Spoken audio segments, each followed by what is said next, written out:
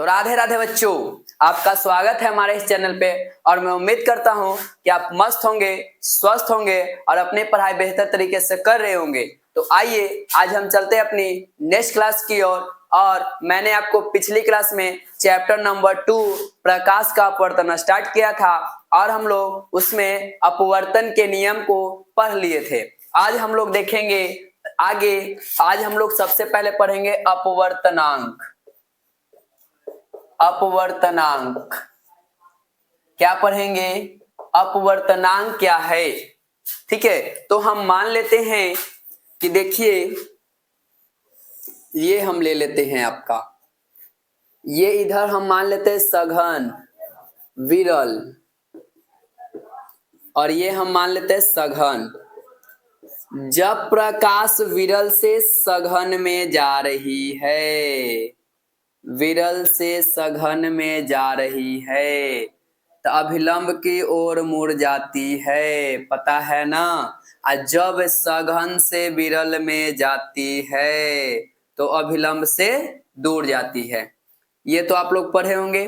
तो देखिए, जब प्रकाश की किरण क्या एक माध्यम से दूसरे माध्यम में प्रवेश करती है तो पहले माध्यम में प्रकाश की चाल और दूसरे माध्यम में प्रकाश की चाल, ठीक है, जब प्रकाश एक माध्यम से दूसरे माध्यम में प्रवेश करती है तो पहले माध्यम में प्रकाश की चाल तथा दूसरे माध्यम में प्रकाश की चाल के अनुपात को, के किसको, अनुपात को हम लोग अपवर्तनांक कहते हैं। क्या कहते हैं? अपवर्तनांक कहते हैं। अगर इसका हम लोग सूत्र बोले तो होता है पहले माध्यम में प्रकाश की चाल बटा दूसरे माध्यम में प्रकाश की चाल, में प्रकाश की चाल। याद रहेगा क्या हम लोग बोलेंगे?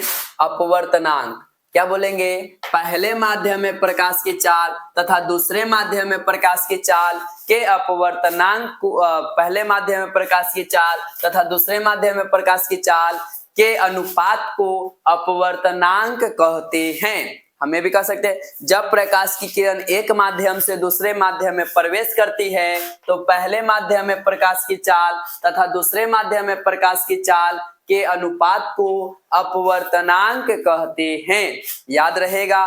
और ये हमारा उसका सूत्र हो गया। याद रहेगा जी सर, याद रहेगा, इसमें कोनो दिक्कत नहीं। तो एक बात याद रखिएगा, जो अपवर्तनांक है, जो आपका क्या है, अपवर्तनांक है, इस अपवर्तनांक का मान 1 से कम नहीं होता है। 1 से कम नहीं होता, इसको याद रखिएगा। 1 से कम नहीं होता है, यानी जो अपवर्तनांक है वो हमेशा 1 रहेगा। 1 से 0.9999 भी नहीं होगा। जब भी रहेगा तो कितना? 1 से कम नहीं होगा। और सबसे कम अपवर्तनांक, सबसे कम जो अपवर्तनांक है वह हमारा किसका है? तो निर्वात का, जिसका 1 है। अपवर्तनांक किसका है? 1। तो सर एकरा में मीटर उटर न लगता? नहीं बउआ, जो आपका अपवर्तनांक होता है वो मात्रकहीन राशि होता है।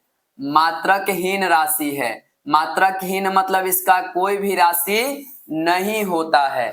ये मात्रकहीन है, कर कोई भी राशि नहीं होता है, ठीक है। और सबसे ज्यादा बोलेगा, सबसे क्या बोल दे, ज्यादा अपवर्तनांक बोल दे तो वो हीरा का होता है। होता है 2.42। कितना होता है? 2.42। तो जल्दी से देखिए, स्क्रीनशॉट लेना तो लीजिए। अपवर्तनांक 1 से कम कभी नहीं होगा। अपवर्तनांक सबसे कम निर्वात का होता है। कितना होता है? 1। और सबसे ज्यादा अपवर्तनांक हीरा का होता है। और अपवर्तनांक कैसा राशि है? तो एक मात्रकहीन राशि है, यानी जिसका मात्रक नहीं होता है। जल्दी से स्क्रीनशॉट लीजिए। ले लिए? चलिए तो हम क्लीन करें। जी सर क्लीन कीजिए। तो चलिए एक हम लोग देखेंगे निरपेक्ष अपवर्तनांक। क्या देखेंगे? निरपेक्ष अपवर्तनांक। अपवर्तनांक तो पढ़े, एक देखेंगे हम लोग निरपेक्ष अपवर्तनांक। निरपेक्ष अपवर्तनांक, निरपेक्ष अपवर्तनांक में होता है क्या? निर्वात में प्रकाश की चाल, निर्वात में प्रकाश की चाल तथा माध्यम में प्रकाश की चाल, क्या बोलेंगे? निर्वात में प्रकाश की चाल तथा माध्यम में प्रकाश की चाल के अनुपात को अपवर्तनांक कहते हैं। नहीं, निरपेक्ष अपवर्तनांक कहते हैं। क्या कहते हैं? निरपेक्ष अपवर्तनांक कहते हैं। निर्वात में प्रकाश की चाल तथा किसी माध्यम में प्रकाश की चाल के अनुपात को निरपेक्ष अपवर्तनांक कहते हैं। और निरपेक्ष अपवर्तनांक को म्यू द्वारा सूचित किया जाता है। किसके द्वारा सूचित किया जाता है? म्यू द्वारा सूचित किया जाता है। तो आपसे बोले निरपेक्ष अपवर्तनांक क्या है? तो हम लोग बोलेंगे कि निर्वात में प्रकाश की चाल तथा किसी माध्यम में प्रकाश की चाल के अनुपात को निरपेक्ष अपवर्तनांक कहते हैं। इसे म्यू द्वारा सूचित किया जाता है। क्लियर? क्लियर? जल्दी से स्क्रीनशॉट लीजिए, जल्दी से लीजिए। ले लिए? एक चलो तो अब देखते हैं हम लोग इसके आगे। अब इसके आगे हम लोग प्रिज्म के बारे में जानेंगे कि प्रिज्म क्या होता है, प्रिज्म क्या होता है। ठीक है, आप लोग कोई कमेंट करके बता सकते हो कि प्रिज्म क्या होता है। देखिएगा क्या होता है प्रिज्म, ध्यान दीजिएगा।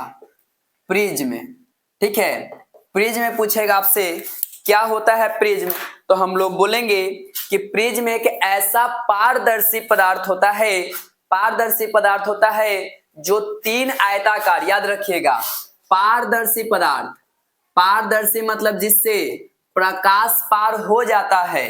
पारदर्शी पदार्थ होता है जिसका तीन जो है, तीन भुजा, तीन पृष्ठ जो है आयताकार होता है और दो जो पृष्ठ है वह त्रिभुजाकार होता है, त्रिभुजाकार होता है। तो हम लोग बोलेंगे, ठीक है, कि वैसा पारदर्शी पदार्थ जिसका तीन पृष्ठ आयताकार तथा दो पृष्ठ त्रिभुजाकार से घिरा होता है उसे हम लोग प्रिज्म कहते हैं। जैसे देखिए हम आपको दिखा दे रहे हैं, ये हमारा प्रिज्म है। क्या है? प्रिज्म। ये आपको दिख रहा है ये वाली भाग, तो ये वाला जो भाग है, ये वाला जो आप भाग देख रहे हैं आयताकार है। ये जो ऐसे देख रहे होंगे आयताकार, तो एक, दो और एक, तीन, ये आयताकार हो गया, एक ये दो त्रिभुजाकार हो गया। तो जब हम लोग इसको बोलते हैं प्रिज्म जिसका तीन पृष्ठ आयताकार तथा दो पृष्ठ त्रिभुजाकार होते हैं, उसे हम लोग प्रिज्म कहते हैं। क्या बोल सकते हैं? वैसा पारदर्शी पदार्थ जिसका तीन पृष्ठ आयताकार, ठीक है, दो पृष्ठ त्रिभुजाकार से घिरा होता है उसे हम लोग प्रिज्म कहते हैं। क्या कहते हैं? प्रिज्म कहते हैं। यही आपका प्रिज्म, देख लीजिए यहाँ पे देख रहे हैं। अगर एकरा पे हम दिखाएंगे तो नहीं बनेगा, एकरा पे हम लोग चाहेंगे तो इसको दिखाने के लिए, तो दिखाने के लिए कोशिश कर सकते हैं, ऐसा कोई बात नहीं है, ठीक है, लेकिन एक्यूरेट नहीं बन पाएगा, लेकिन एक्यूरेट नहीं बन पाएगा। एक ही भाग हम लोग इसका दिखा सकते हैं क्योंकि 3D एक यह आयताकार आपको हम दिखा दे रहे हैं, यानी ये सामने वाला भाग और एक वो इधर वाला भाग, तो यही इतना भाग हम आपको बोर्ड पे दिखा सकते हैं। ठीक है, तो देखिए ये एक प्रकार का प्रिज्म हो गया। क्या हो गया? प्रिज्म हो गया। लेकिन जब हम लोग प्रिज्म का फिगर बनाएंगे, ठीक है, तो ज्यादातर आपको ऐसे करके ऐसे दे दिया जाएगा और कह दिया जाएगा कि यही आपका प्रिज्म है। ठीक है, तो हम लोग प्रिज्म को देख लिए, आपको हम प्रयोग करके यहाँ पे दिखा दे रहे हैं, अच्छे तरीके से दिखा दे रहे हैं। तो ये प्रिज्म है, आपको याद रहेगा? याद रहेगा? जल्दी बोलिए। जी सर, काहे नहीं याद रहेगा? याद रहेगा नहीं तो नहीं, कैसे याद रहेगा? याद रहना बहुत जरूरी है। अब हम लोग नेक्स्ट क्वेश्चन देखेंगे। प्रकाश का वर्ण विक्षेपण, वर्ण विक्षेपण आपसे पूछेगा प्रकाश के वर्ण विक्षेपण से आप क्या समझते हैं? प्रकाश के वर्ण विक्षेपण से आप क्या समझते हैं? तो देखिए हम एक लेते हैं प्रिज्म। तो आप कहिएगा सर अभी तो दिखाएं, तो हम अभी बोले कि जब बोर्डवा पे लेंगे तो त्रिभुजाकार ही लेंगे। ये हमारा प्रिज्म है, ठीक है। इधर से हम प्रिज्म पर श्वेत प्रकाश डालेंगे। कैसा प्रकाश डालेंगे? श्वेत प्रकाश डालते हैं, ठीक है। जब श्वेत प्रकाश हम अपने प्रिज्म पर डालते हैं तो इसको जाना चाहिए ऐसे, ऐसे, लेकिन इस ऐसे ना जाके अपने पथ से हल्का भटक जाता है। 1 2 3 4 5 और एक 6 और एक ये 7 भागों में बढ़ जाता है और निकलता है 1 2 3 4 5 6 और एक 7 भागों में यह क्या होता है? बढ़ जाता है, जिससे हम लोग इधर एक पर्दे पर प्राप्त करते हैं, जिससे हम लोग इसके बाहर एक पर्दे पर प्राप्त करते हैं, जिसे स्पेक्ट्रम कहा जाता है।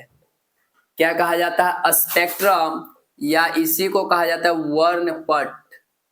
स्पेक्ट्रम या वर्णपट इसी पर्दा को कहा जाता है। इसी पर्दा पर हमको पता चलता है कि यह प्रिज्म से जब श्वेत प्रकाश को गुजारते हैं तो यह 7 रंगों में विभक्त हो जाती है। कितने रंगों में विभक्त हो जाती है? 7। कौन कौन? तो याद रखिएगा, बै, आ, नी, ह, पी, नाला। फिर से लिख देते हैं हम लोग, थोड़ा छोटा लिखते हैं, ठीक है। बै, आ, नी, ह, पी, नाला। क्या याद रखिएगा? बै, आ, नी, ह, पी, नाला। क्या याद रखिएगा? याद रखिएगा, देखिए हम यहां पे भी लिख दे रहे हैं, बै, आ, नी, ह, पी, नाला।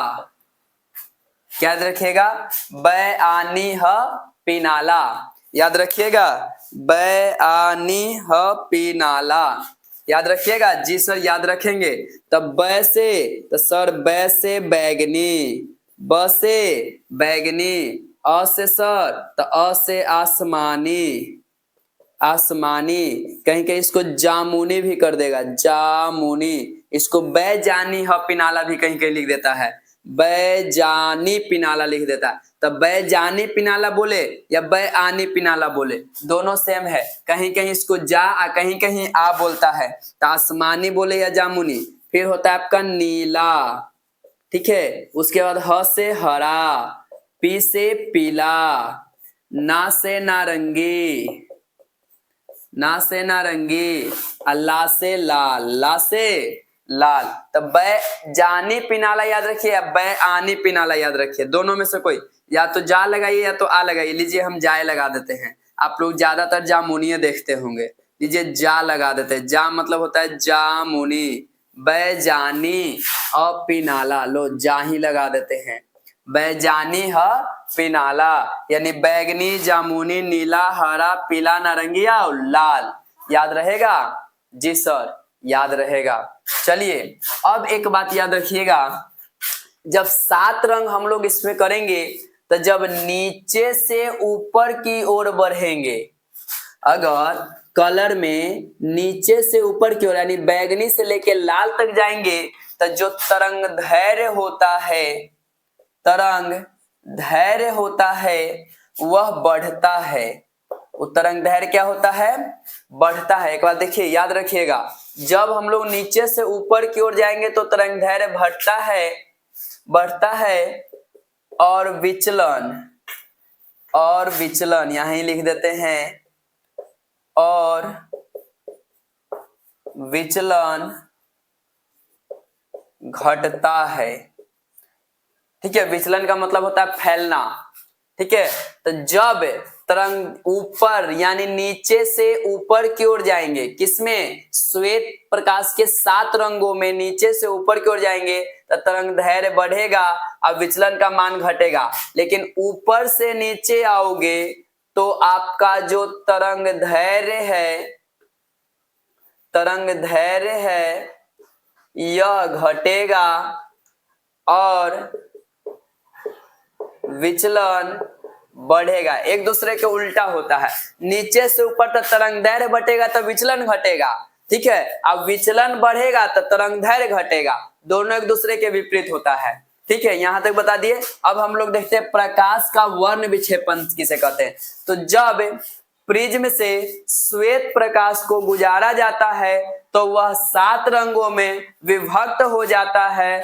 इसी घटना को हम लोग प्रकाश का वर्ण विक्षेपण कहते हैं। क्या बोलेंगे, जब किसी प्रिज्म से प्रकाश के श्वेत प्रकाश को गुजारा जाता है तो वह 7 रंगों में विभक्त हो जाता है। विभक्त होने की इसी घटना को प्रकाश का वर्ण विक्षेपण कहते हैं। क्या बोलेंगे, जब श्वेत प्रकाश को क्या करेंगे, किसी प्रिज्म से गुजारते हैं तो वह 7 रंगों में विभक्त हो जाता है। 7 रंगों में विभक्त हो जाता है। विभक्त होने की इसी घटना को प्रकाश का वर्ण विक्षेपण कहते हैं। याद रहेगा जी सर, याद रहेगा।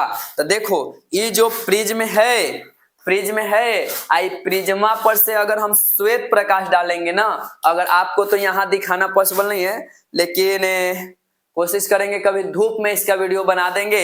लेकिन ये हमारे पास श्वेत प्रकाश है, आपको दिख रहा होगा या नहीं भी दिख सकता है, श्वेत प्रकाश है। जब हम इस पर लाइट डालते हैं ना तो इसमें 7 रंग दिखाई देता है। प्रकाशवा डाल रहे हैं लेकिन हो सकता है कि आपको अभी दिखे नहीं। इसको हम आपका विशेष एगो क्या करेंगे ना, वीडियो रील बना देंगे, रील बना के डाल देंगे। जब सूर्य का प्रकाश जब आएगा तो उसमें हम आपको इस 7 रंग को दिखा देंगे।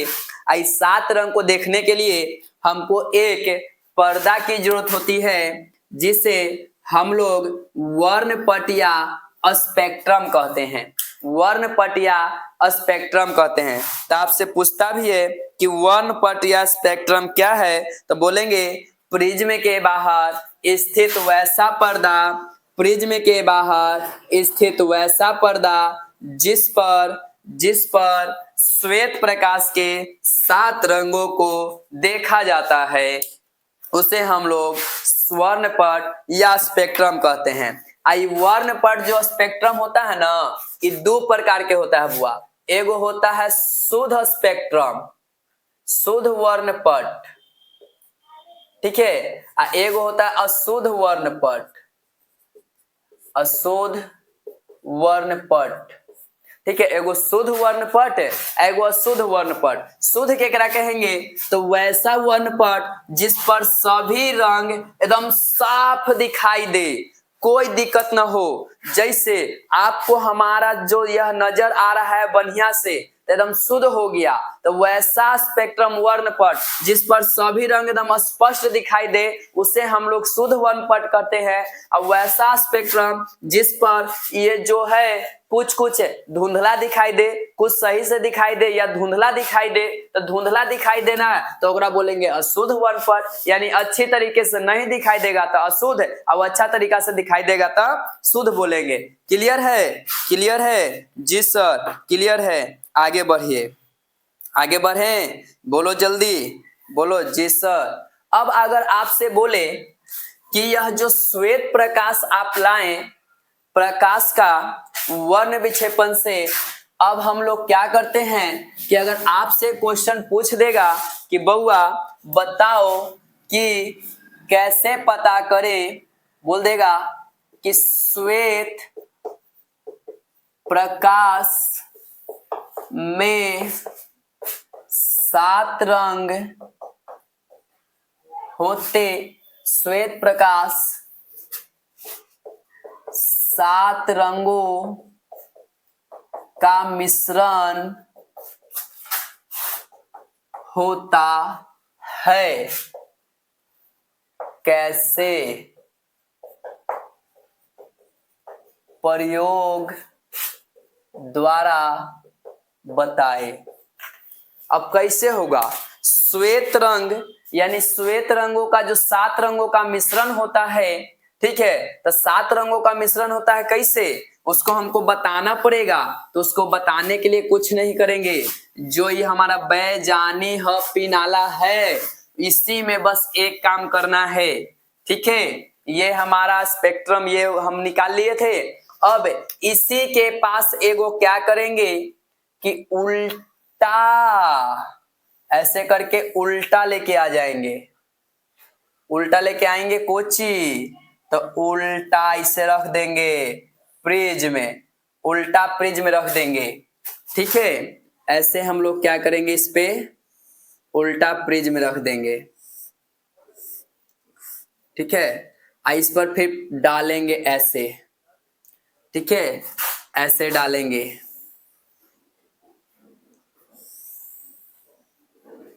सब जाके एगो बिंदुआ पर मिल जाएगा।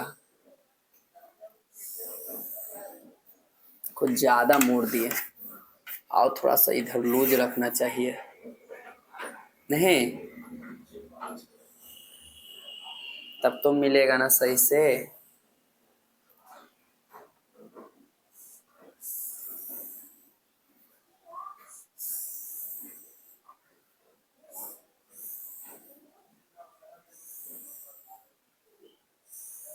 इस सभी एक बिंदु पर जाके मिल जाएगा। यहां से फिर जो प्रकाश निकलेगा वह श्वेत प्रकाश निकलेगा। कैसा निकलेगा? श्वेत प्रकाश निकलेगा। तो जब हम क्या करते हैं कि 2 प्रिज्म लेते हैं और दोनों को एक दूसरे के विपरीत, एगो ऐसे तो एगो ऐसे, तो एगो से गुजारेंगे, जैसे से गुजारेंगे तो इस 7 रंग में विभक्त हो जाएगा। एगो उल्टा करके रख देंगे तो इस 7 रंगवा एकरा में एंट्री करके अब फिर उजला दिखाई देने लगेगा। तो जिससे हमको पता चल जाएगा कि श्वेत प्रकाश सही में 7 रंगों का मिश्रण होता है। अगर खाली बोले कि उसके 7 रंगों को दिखाइए तो यही वाला खाली बोले 7 रंगों को दिखाइए तो ये वाला बना के खाली दिखा देंगे तो 7 रंग दिखा देगा। लेकिन बोलेगा कि 7 रंगों का मिश्रण होता है कैसे, तो देखेंगे तो श्वेत प्रकाश डालेंगे तो यहाँ 7 गो रंग निकलेगा, अब फिर इस 7 रंगवा के मिला देंगे तो श्वेत प्रकाश बन जाएगा। जेकरा से पता चल रहा है कि 7 रंगों का मिश्रण ही तो श्वेत प्रकाश बन रहा है, ठीक है। तो वही बोलते हैं कि इसमें 2 प्रिज्म को लेते हैं, दोनों को एक दूसरे के विपरीत रखते हैं, और जब इससे श्वेत प्रकाश गुजारते हैं तो यह 7 रंगों में विभक्त हो जाता है। अब पुनः यह दूसरे प्रिज्म से जाकर एक बिंदु पर मिलकर यह श्वेत प्रकाश बन जाता है। तब इससे हमको पता चलता है कि श्वेत प्रकाश 7 रंगों का मिश्रण होता है। इसको बना देंगे तो आपको नंबर दे देगा, ठीक है। तो याद रहेगा, याद रहेगा, जल्दी बोलिए। जी सर याद रहेगा, तो याद रहेगा तो जल्दी से इसको लिख लीजिए, जल्दी से स्क्रीनशॉट लीजिए, तब ना फिगर बनाइएगा, जल्दी बोलिए। तो चलिए अब आगे बढ़ते हैं हम लोग, ठीक है। आप लाइक कमेंट शेयर एकदम करते रहे दबा के, ठीक है। चलिए अब हम लोग जानेंगे लेंस। अब हम लोग किसको पढ़ेंगे? लेंस, या बोलेगा ताल। लेंस को ही ताल के नाम से जाना जाता है। लेंस को ही किसके नाम से जाना जाता है? ताल के नाम से। याद रखिएगा, लेंस को ही किसके नाम से जाना जाता है? ताल के नाम से जाना जाता है। बोलता है कि 2 सतहों से बना होना चाहिए। कितनी सतहों से? 2 सतहों से बना ऐसा पारदर्शी, ठीक है, जिसका कम से कम, याद रखिएगा, जिसका कम से कम एक भाग गोलीय हो।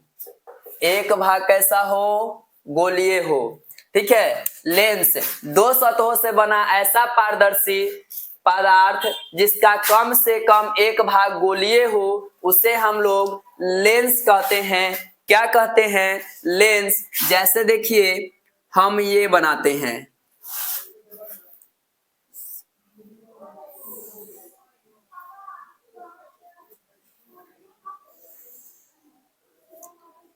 ठीक है।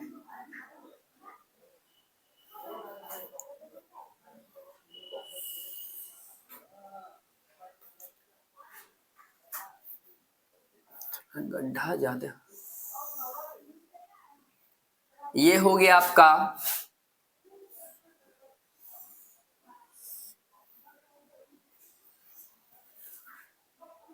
ये हो गया आपका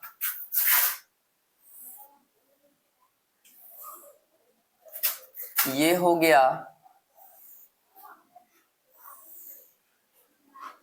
ये हो गया, ठीक है। देखिए इसमें आपको सब में देखिएगा पहला सतह, दूसरा सतह और ये एक पारदर्शी होगा, तो दो सतह है। अब बताइए इसका ये भाग गोलीय है कि नहीं है? हाँ सर गोलीय है, गोलीय है। इसको देखिए ये एक सतह, ये दूसरा सतह, कम से कम एक भाग गोलीय होना चाहिए। एक भाग गोलीय है, एक भी हो सकता है, दो भी हो सकता है, बोलता है कम से कम, यानी एक गोलीय होना ही चाहिए। दोनों अगर ऐसे हम बना देते ऐसे तो ये लेंस नहीं कहलाता, ये लेंस नहीं बनेगा। बोलता है दो सतहों से ऐसा पार, दो सतहों का ऐसा पारदर्शी पदार्थ जिसका कम से कम एक भाग तो गोलीय जरूर होना चाहिए, उसी को हम लोग लेंस कहते हैं, ठीक है। तो यही है लेंस। इसका देखिए ये वाला भाग गोलीय है, इसका ये वाला समतल है लेकिन ये वाला गोलीय है, तो दो भाग गोलीय। अब देखो यह जो लेंस होता है यह दो प्रकार का होता है।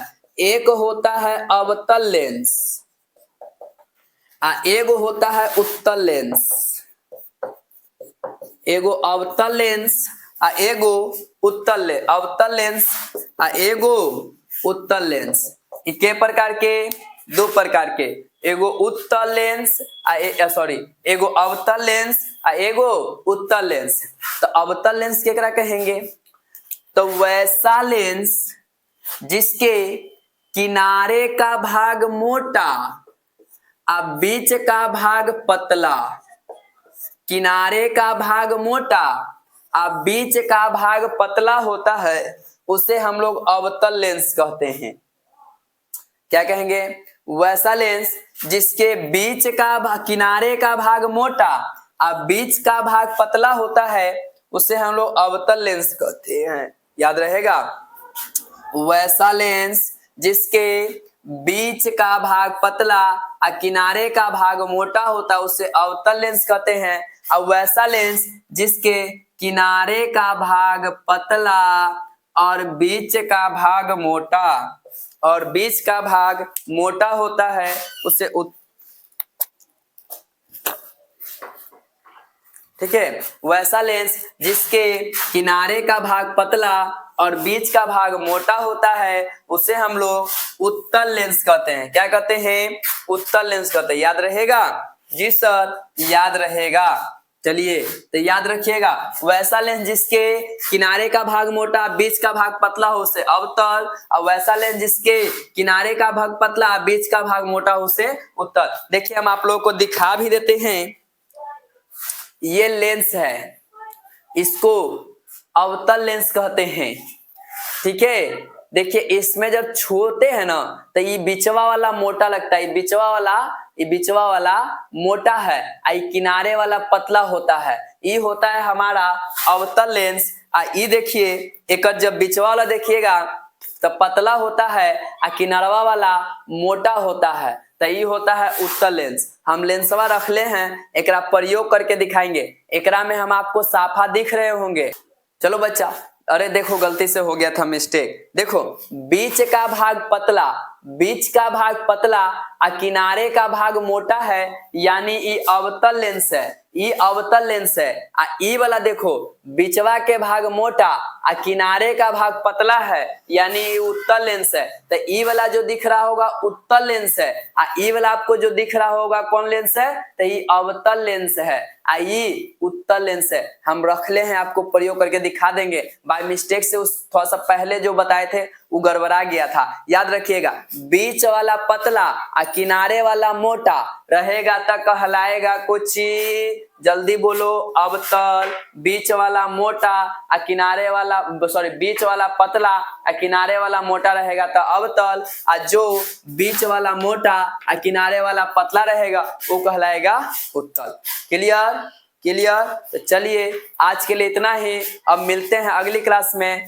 जय हिंद, जय भारत।